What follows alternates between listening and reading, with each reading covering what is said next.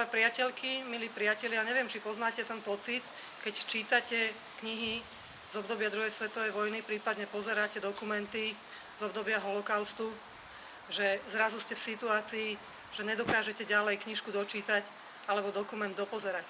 Že je to tak strašný tlak, ktorý prežívate len v danej chvíli prostredníctvom literatúry alebo filmu. A teraz si predstavte, že toto nejakí ľudia museli prežiť naživo.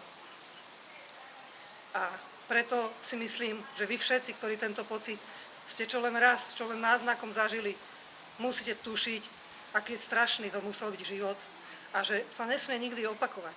A preto vás pozývam a vyzývam, príďte prosím 25. júna o 15. hodine na námestie SNP v Bratislave postaviť sa ľuďom, ktorí presne toto chcú docieliť, aby sa dialo.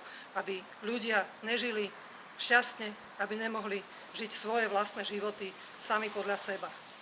Poďme zastaviť to, aby sa nestalo, že budúce generácie budú o nás čítať alebo pozerať dokumenty so slzami v očiach a s gučou v hrdle. Ďakujem.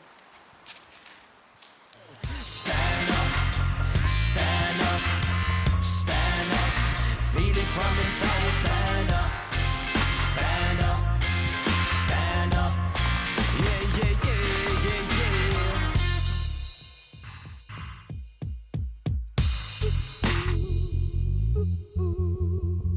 Stand up, stand up, stand up.